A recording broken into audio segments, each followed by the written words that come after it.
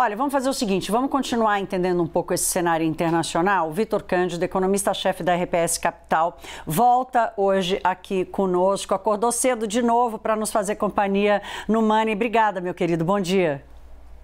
Obrigado, Thaís. Bom dia. Prazer estar aqui com você. Ô, Vitor, eu quero te fazer uma pergunta que eu ouço muito, mas eu não sou economista, então eu vou passar para você essa batata.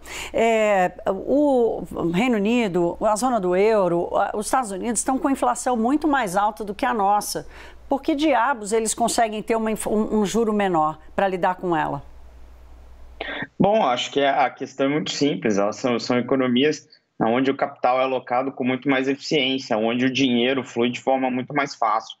E o juros ser alto, né? Primeiro que se você tem uma economia muito produtiva, né, você já consegue ter mais capital, né? As empresas geram mais poupança, as famílias geram mais poupança. A segunda coisa é que nesses países os mercados financeiros são mais eficientes do que aqui no Brasil, então você também aloca melhor o dinheiro.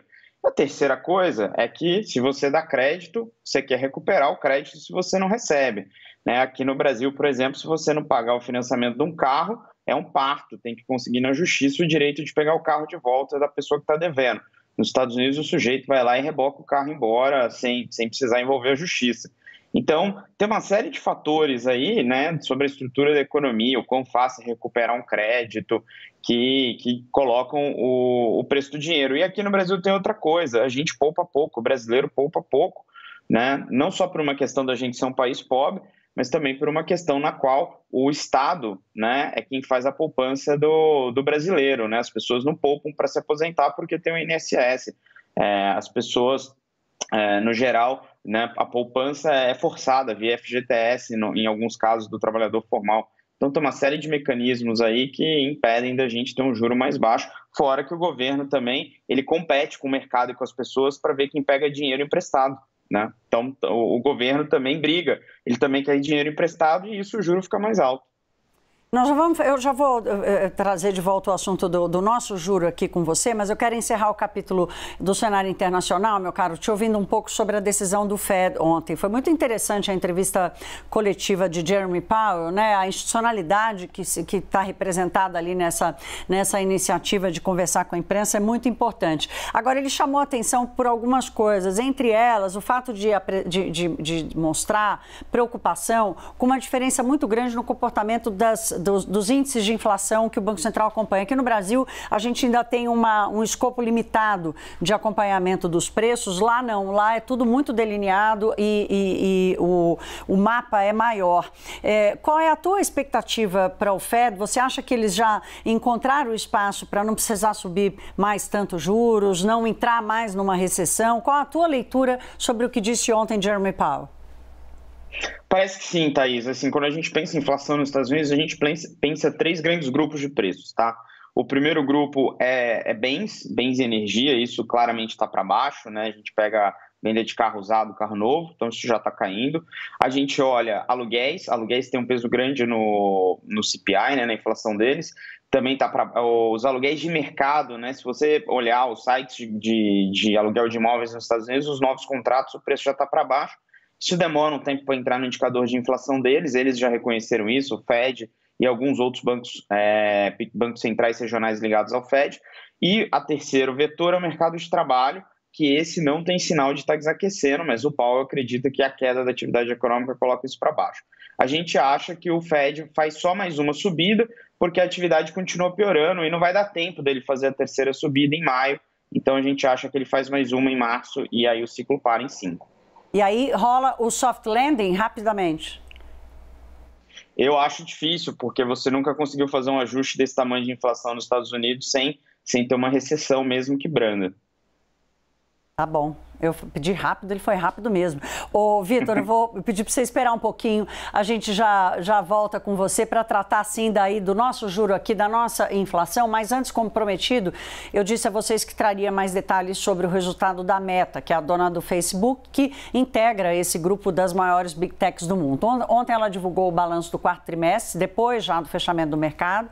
As ações dispararam no pós-mercado e devem continuar hoje estendendo os ganhos no mercado mercado de hoje. Vamos dar uma olhada aqui nos números, levantamento feito pelo Matheus Apud, nosso editor de economia. Pois bem, o lucro veio acima de 4 bilhões e meio de dólares no quarto trimestre, um recuo, gente, uma queda de 55% na comparação com o mesmo período do ano passado e veio abaixo do esperado pelo mercado. Agora, o contraponto aqui é importante porque a receita veio acima de 32 bilhões de dólares, com queda de 4% na base anual, mas acima do consenso que era esperado.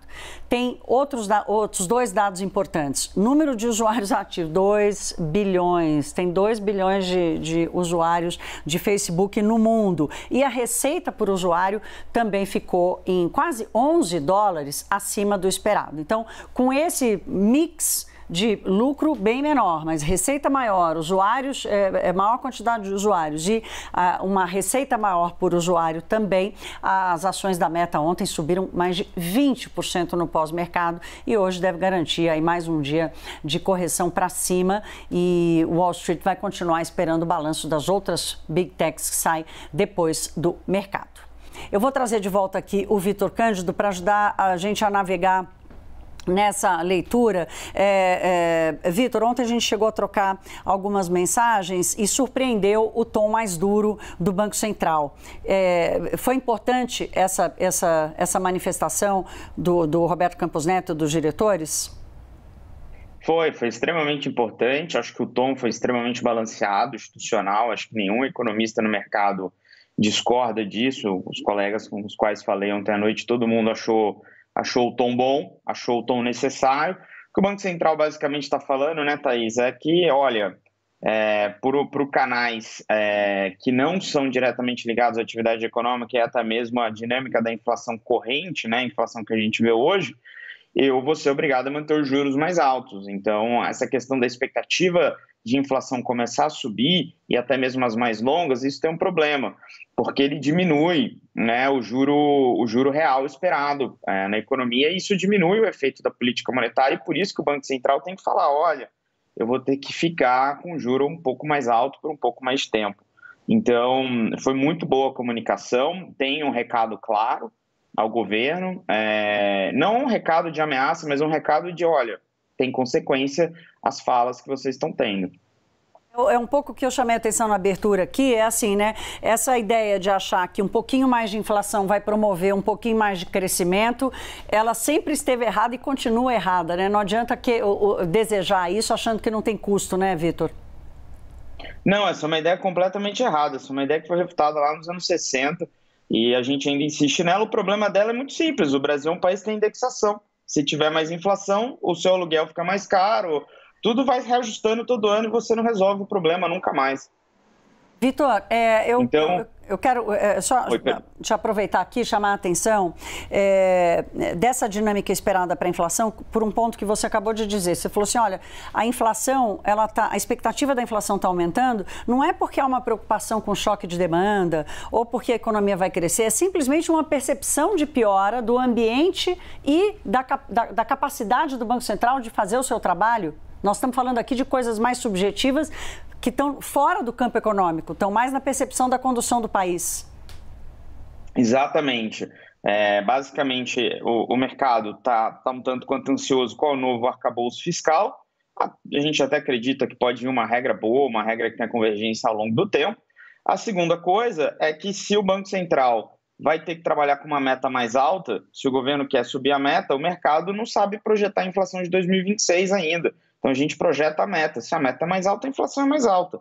Então, esse é um problema. Se querem mudar a meta, o ideal é que comuniquem isso o mais rápido possível e não esperem a reunião de junho. E também, se não querem mudar a meta, que comuniquem antes da reunião de junho, para o mercado, para as expectativas poderem voltar a cair. Como a gente tem meta de inflação, o Banco Central trabalha com a expectativa. E a expectativa hoje está subindo por fatores que não são relacionados à atividade econômica, que não são relacionados à inflação que a gente tem hoje. Vitor, você tem pouquíssimos segundos. Essa decisão do Banco Central pode promover uma revisão na expectativa para o crescimento do PIB, já que o custo de combater a inflação aumentou? Pode ter marginalmente, mas a gente tem um crescimento bom contratado no primeiro trimestre, aí, que é o agro. Então, acho que não vai ter grandes revisões, vão precisar ver mais dados de atividade ao longo do ano aí para calibrar os modelos. Isso é que é convidado bom, minha gente. Vitor Cândido, economista-chefe da RPS Capital. Eu peço em segundos, ele vai em segundos. Obrigada, meu querido. Boa quinta-feira para você.